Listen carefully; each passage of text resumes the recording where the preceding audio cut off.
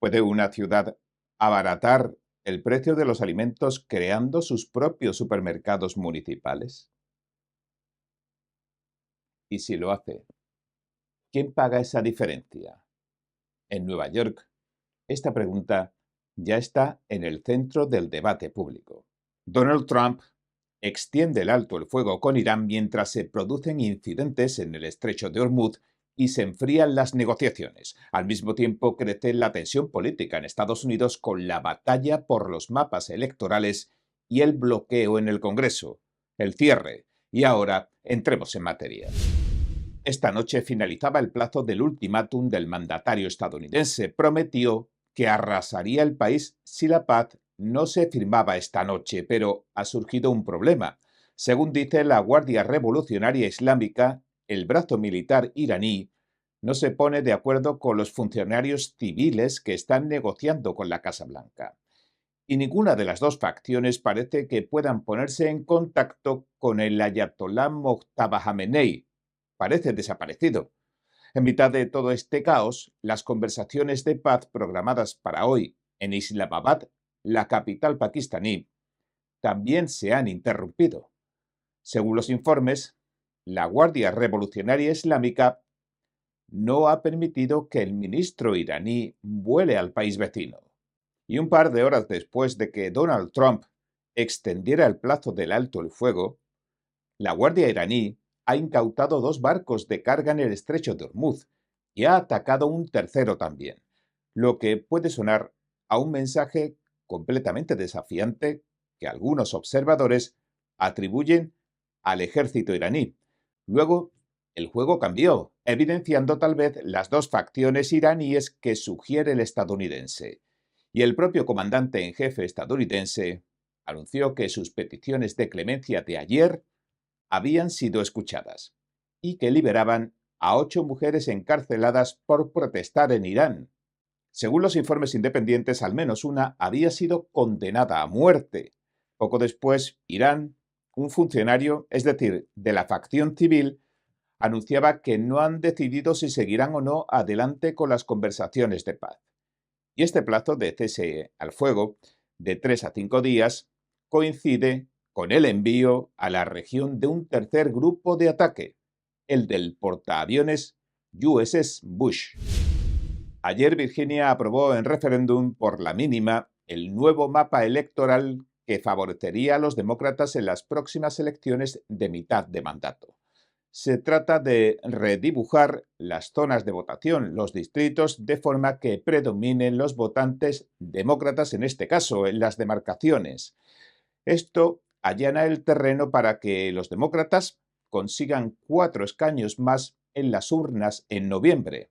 Just take a look at how this map is structured. What they do is they've taken the heavily Democratic. Miren cómo han reestructurado el mapa. Han tomado las áreas con más demócratas del norte y han creado 5 distritos que se extienden en forma de molinete hacia las áreas conservadoras, las más rurales.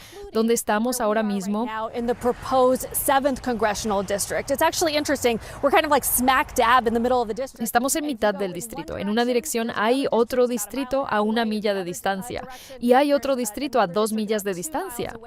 Según varios analistas, en total los demócratas ganarían 10 escaños de los 11 en disputa. Es decir, que los republicanos pasarían de disputarse el estado a disputarse uno. Este mismo estado, Virginia, hace apenas 2 décadas se consideraba republicano. Después pasó a ser púrpura, es decir, 50-50. Pero ahora, con los cambios, presumiblemente se vuelve azul. Hizo campaña para gobernadora como moderada, con intención de representar a todos los virginianos. Pero ¿qué le puede decir a los votantes que sienten que esta medida es partidista y solo sirve a los intereses del Partido Demócrata? Creo que hice campaña sobre muchos temas, desde problemas de asequibilidad, a bajar los costos de vivienda, atención médica, energía, fortalecer nuestra agricultura y nuestras industrias de productos madereros aquí en Virginia, donde la agricultura es nuestra principal industria privada y la silvicultura es la número 3, asegurando que estoy escuchando las prioridades de la gente en toda la mancomunidad. Y hay muchos proyectos de ley y muchas prioridades que voy a apoyar y que muchos virginianos apoyarán. Pero no conviene adelantar acontecimientos porque los republicanos no parecen dar por perdida esta batalla. Ya han acudido a los tribunales para que se anule el nuevo mapa demócrata.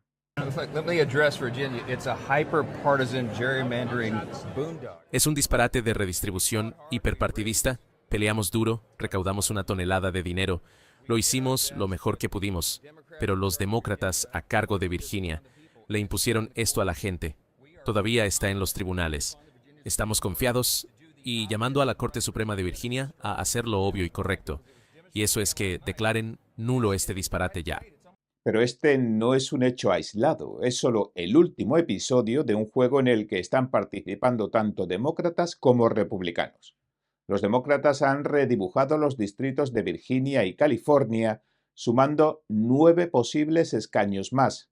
En Utah, fueron los tribunales los que redistribuyeron las líneas y le otorgaron otro sillón más a los demócratas en el Congreso. En resumen, tras los cambios, los demócratas cuentan con 10 presumibles victorias más, 10 escaños más en el Congreso. Por otra parte, los informes atribuyen a los republicanos 9 posibles escaños más después de redibujar los mapas electorales, uno en Carolina del Norte, otro en Missouri, 2 en Ohio y 5 en Texas. Esto no es bueno para el país. ¿Cómo demonios va a ser bueno para la democracia cuando ambos lados creen que no tienen que hacer nada? No tenemos que comprometernos, no tenemos que resolver nada, no tenemos que arreglar las cosas. Porque ¿sabes qué? Tendremos un estado rojo, un estado azul, no habrá estados púrpura, no habrá partido en el medio. ¿Cómo va a hacer esto avanzar las cosas? Cuando miras las cosas con las que este país está luchando en el frente económico, educativo y en la atención médica, y miras a China, nuestro mayor adversario, que está avanzando a saltos y zancadas, y nosotros ni siquiera podemos gobernarnos adecuadamente. Esto no debería hacer feliz a nadie porque nos muestra dónde estamos. Es alarmante.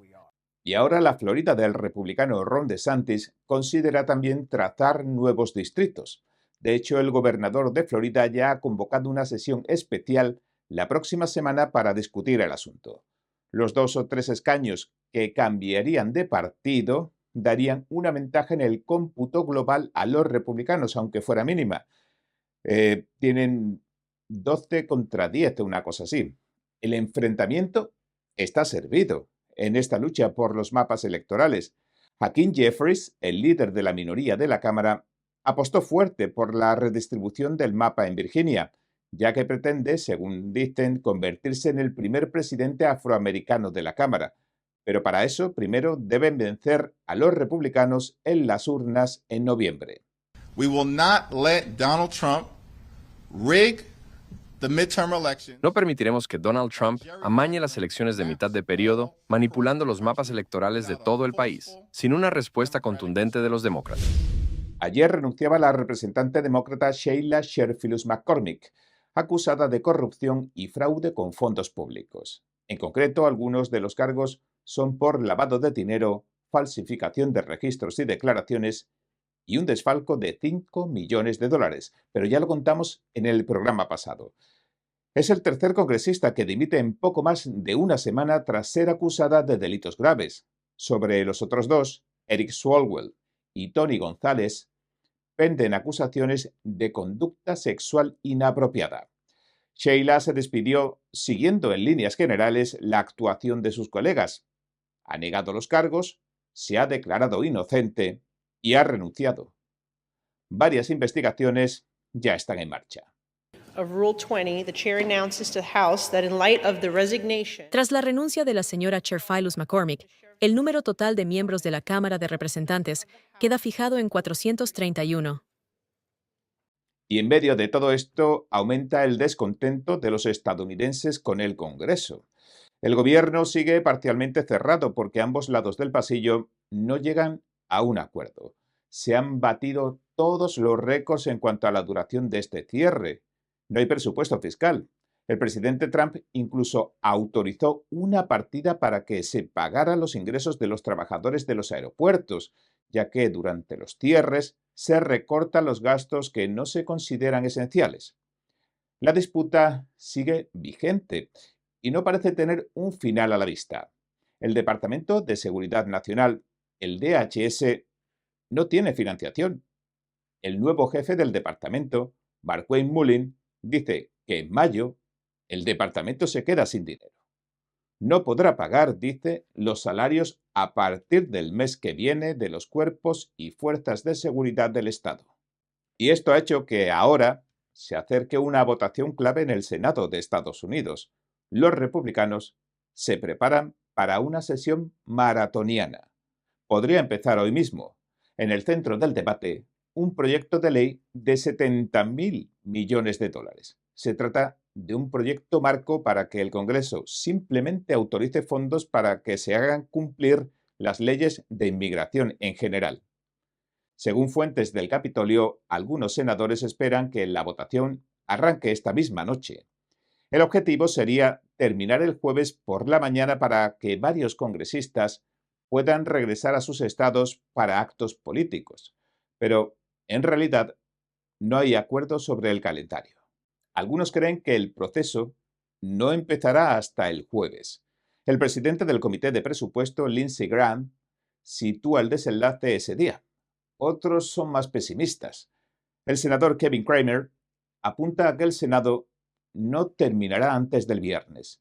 Mientras tanto, la atención se traslada a la Cámara de Representantes, porque si el Senado aprueba el texto, los líderes republicanos de la Cámara deberán decidir el siguiente paso, o avanzar con otra ley sobre financiación del Departamento de Seguridad Nacional, o esperar y agrupar ambas medidas, y es que los demócratas exigen cambios en los operativos migratorios antes de aprobar nada.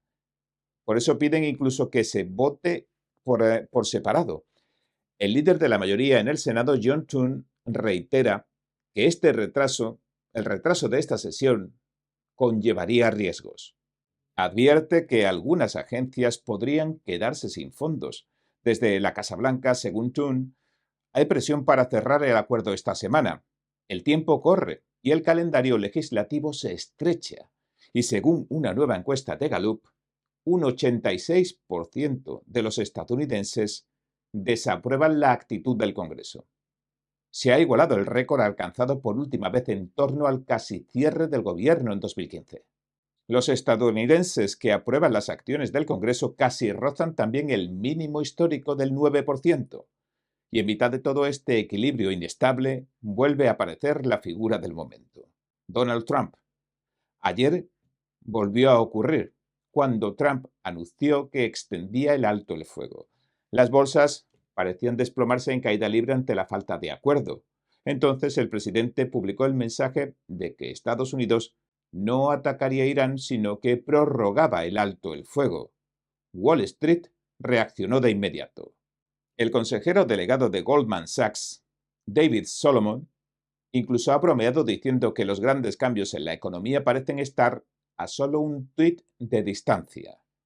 Lo mismo pasó el 23 de marzo, cuando Trump publicó que Estados Unidos e Irán habían mantenido, cito, conversaciones muy buenas y productivas sobre una resolución completa y total de las hostilidades. Cierro cita.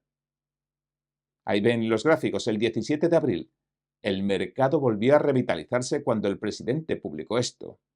El estrecho de Hormuz está completamente abierto y listo para el comercio y el paso libre, pero el bloqueo naval seguirá vigente en su totalidad.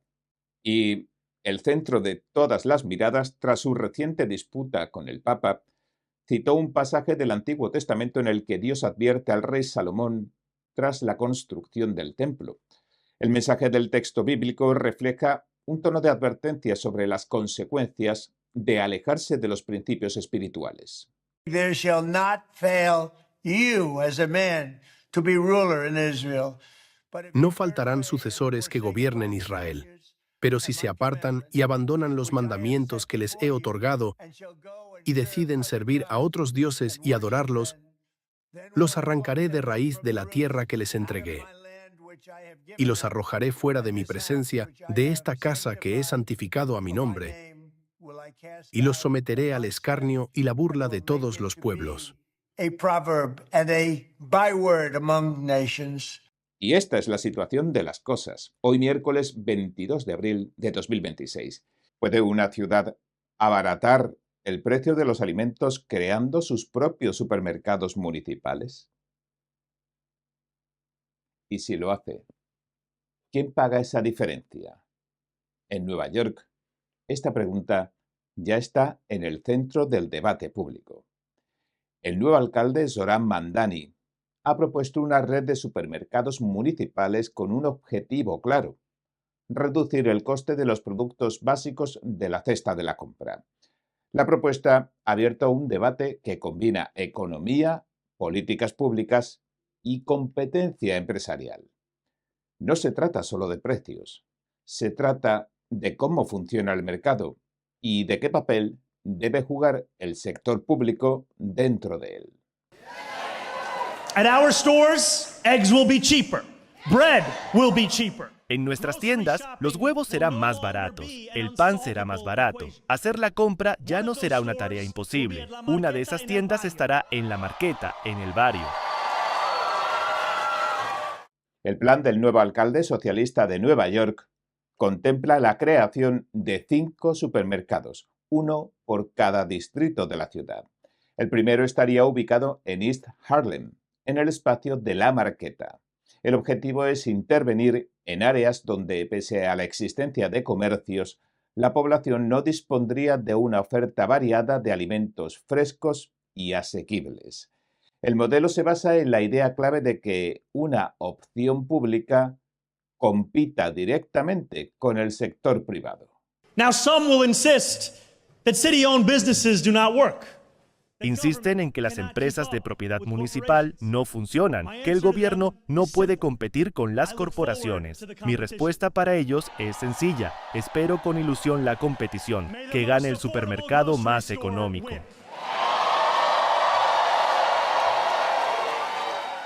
Pero el alcalde va más allá. Según dice, el problema que planea atajarse es estructural. Dice que cuando las empresas controlan casi todo el proceso, desde el suministro hasta la venta, los precios suelen subir. Y eso hace que a muchas familias, sobre todo en barrios con menos recursos, les cueste más comprar lo básico. La propuesta de Mamdani plantea que la ciudad entre directamente en el mercado como operador, financiado, eso sí, con recursos públicos. Las cifras iniciales sitúan el coste en torno a unos $70 millones en total. 30 millones para la primera tienda, que se levantaría desde cero.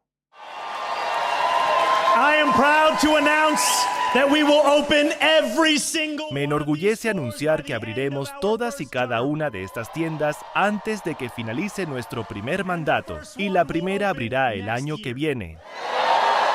Sin embargo, varias cuestiones siguen abiertas. No hay un desglose detallado del modelo financiero, no se ha explicado tampoco cómo se fijarán los precios y no se han estimado posibles pérdidas operativas. Por eso el consejo editorial del Wall Street Journal ha cuestionado particularmente que se construyan nuevas instalaciones en lugar de reutilizar espacios existentes y más o menos acondicionados. Asegura que esto dispara los costes iniciales de cualquier proyecto y en un marco donde se habla de abaratamiento de precios podría ser un elemento a tener muy en cuenta. De hecho, el abaratamiento de precios parece ser el elemento central del debate. O mejor dicho, el origen de ese abaratamiento, ¿de dónde proviene?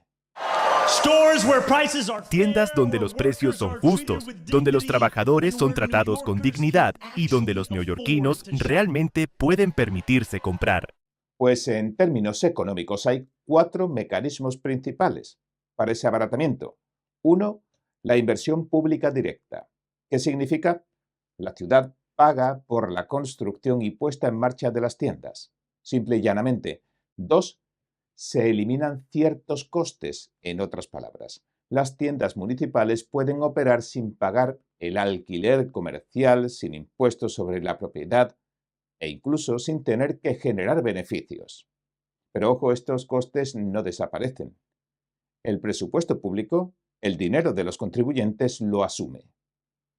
El tercer mecanismo son los subsidios implícitos o explícitos. El modelo de Mamdani permite subvencionar los productos básicos o absorber las pérdidas operativas. Y, por último, el cuarto mecanismo es la financiación en condiciones desfavorables. Es decir, si las cosas no salen como se esperaban. En ese caso, la financiación pública respondería. El sector privado, en cambio, tiene que luchar en solitario y con estrechos márgenes de beneficios según los propios comerciantes.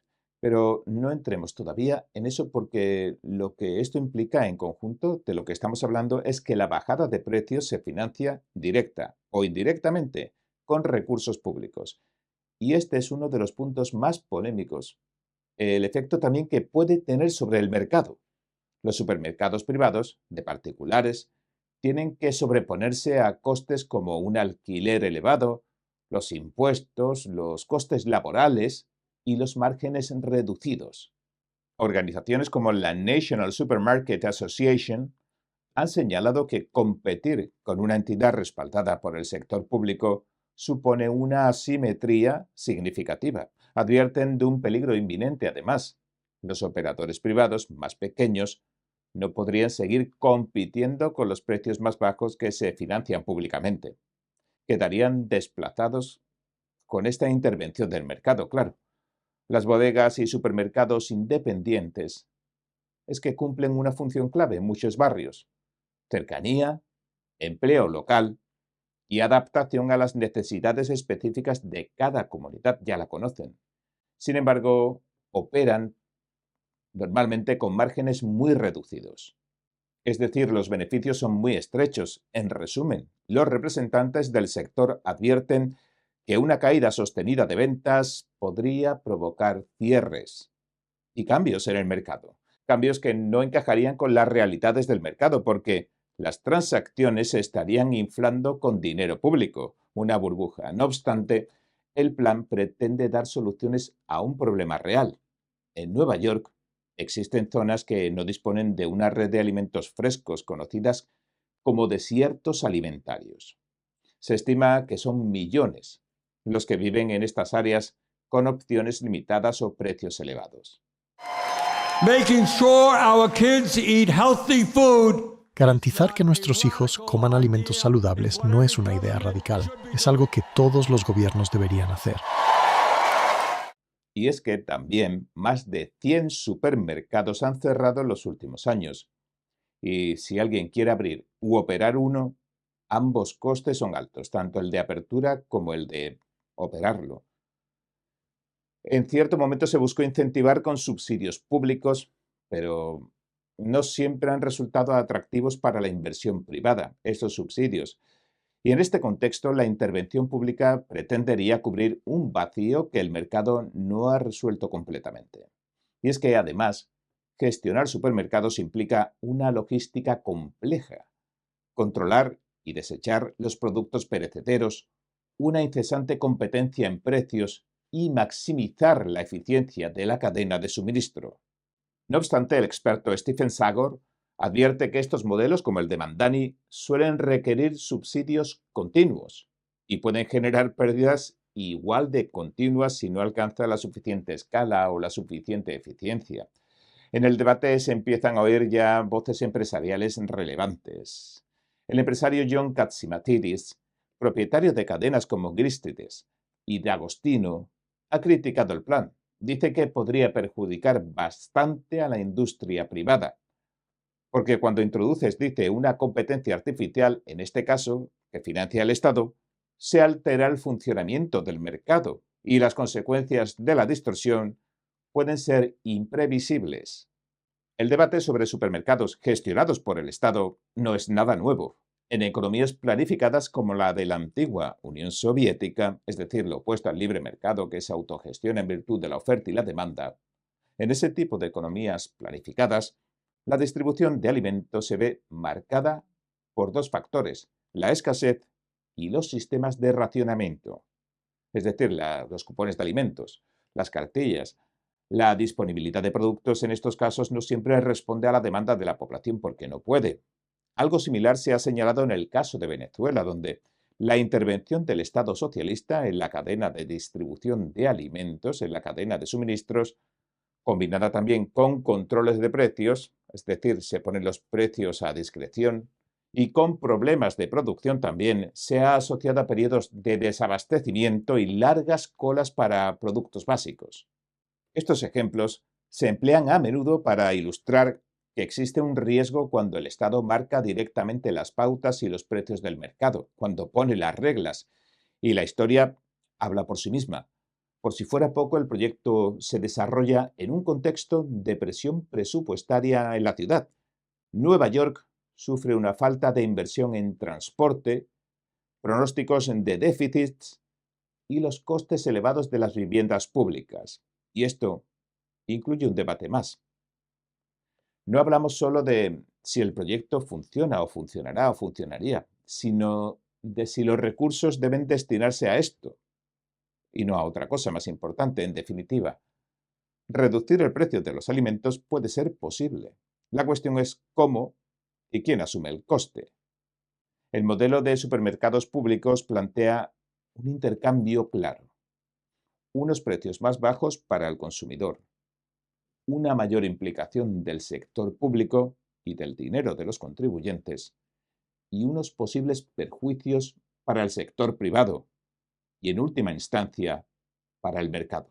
You know, I have been on platforms with hundreds and hundreds of mayors. He estado en plataformas con cientos y cientos de alcaldes y funcionarios públicos de todo tipo, pero esta es la primera vez que alguien habla con orgullo de socialismo democrático, y es genial.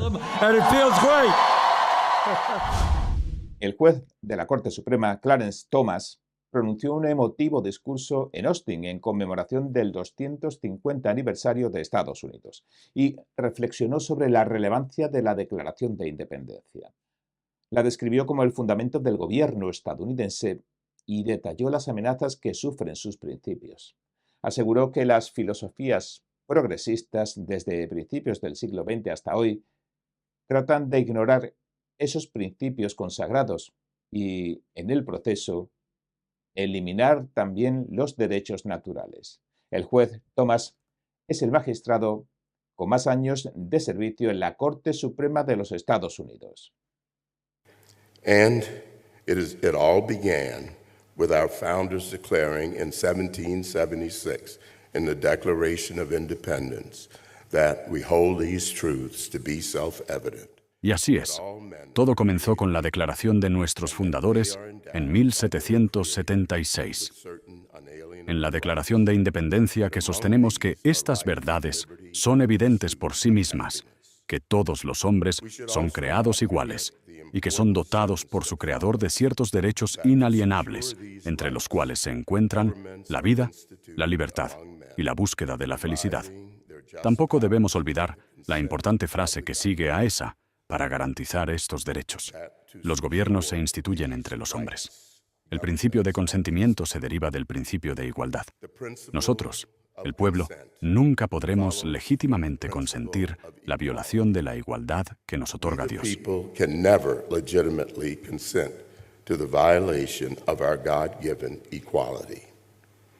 However, when I encounter the Declaration of Independence anew today, I am most struck by the final sentence. Sin embargo, cuando me encuentro con la Declaración de Independencia, lo que más me impacta es la última frase. Puede ser fácil olvidarla después de 250 años. El valor que demostraron esos 56 hombres al firmar la declaración. Podría decirse que esos hombres cometieron traición contra el rey, arriesgando la vida contra un imperio mucho más poderoso que el recién nacido Estados Unidos.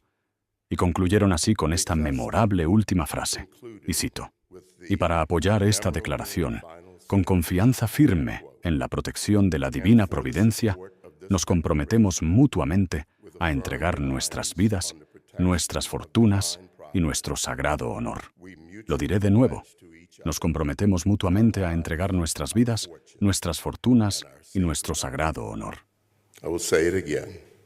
We mutually pledge to each other our lives, our fortunes, and our sacred honor. Recently, I came across a definition of courage. Recientemente me encontré con una definición de valentía que se atribuye al presidente Franklin Delano Roosevelt. El coraje no es la ausencia de miedo, sino más bien la evaluación de que algo es más importante que el miedo. En esencia, los firmantes de la declaración estaban diciendo que estaban dispuestos a morir por los principios que afirmaban, el acto supremo de valentía. Esos principios eran más importantes que su miedo. Ahora me doy cuenta de que nada de lo que dice la Declaración de Independencia importa sin esa última frase. Sin esa frase, el resto de la declaración no es más que palabras en un pergamino. Bonitas palabras, pero, sin embargo, solo eran palabras. Nice words, but nonetheless, just words. What changed the world was not the words. Lo que cambió el mundo no fueron las palabras, sino el compromiso y el espíritu de las personas que estaban dispuestas a trabajar, a sacrificarse e incluso a dar sus vidas. Lo que Lincoln, en Gettysburg, llamó la última y completa muestra de devoción a los principios de la Declaración.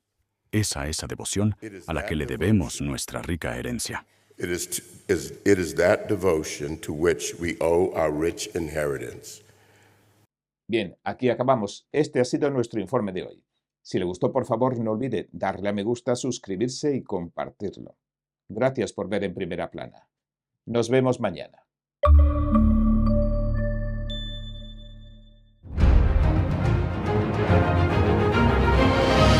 Un espectáculo realmente importante para cada uno de nosotros. Esto es lo que usted ha estado esperando.